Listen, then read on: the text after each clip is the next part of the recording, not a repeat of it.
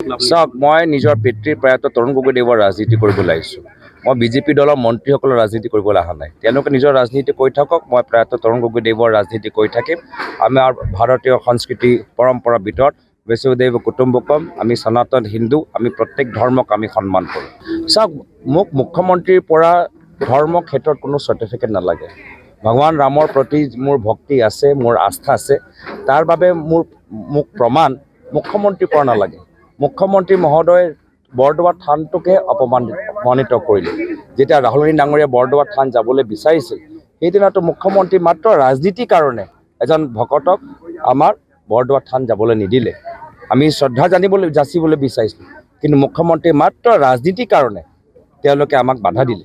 তো তেওঁলোকৰ কাৰণে ধৰ্ম এটা আস্থা বিষয় নহয়, তেওঁলোকৰ কাৰণে ধৰ্ম ৰাজনীতি। আৰু আজি তেওঁলোকে যোৱাকালি যে উৰুকাৰ গুৰুত্বটো বুজি নাপায়।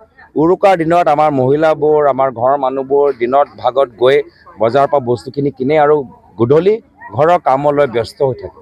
কিন্তু যোৱাকালি মুখ্যমন্ত্ৰীয়ে কি কৰিলে, বাধ্যমূলক আমাৰ অসমৰ মহিলাখিনিক যোৰহাটত মাতি আনি তেওঁলোকক খোজ কঢ়ালে।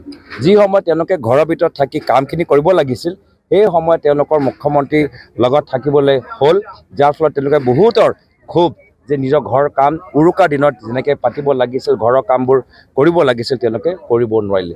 তো মুখ্যমন্ত্ৰী মাত্ৰ ৰাজনীতি জানে, না অসমীয়া সংস্কৃতি, না উৰুকাৰ দিনত মহিলাসকলৰ কি কি কাম থাকে বুজি নাপায়, আৰু না তেওঁলোকৰ আমাৰ মহাপুৰুষ শ্ৰীমন্ত শংকৰদেৱৰ প্ৰতি কিবা শ্ৰদ্ধা আছে। তেওঁলোকৰ ধৰ্ম মাত্ৰ এটা ৰাজনৈতিক অস্ত্ৰ। আমাৰ কাৰণে ধৰ্ম এটা ভাল ব্যক্তি আমি কেনেকৈ হ'ব পাৰোঁ, ভাল সমাজ আমি কেনেকৈ হ'ব পাৰোঁ, আৰু ভগৱানৰ ওচৰলৈ আমি কেনেকৈ যাব পাৰোঁ, তাৰ বাবে আমাৰ কাৰণে এটা গুৰুত্বপূৰ্ণ মাধ্যম।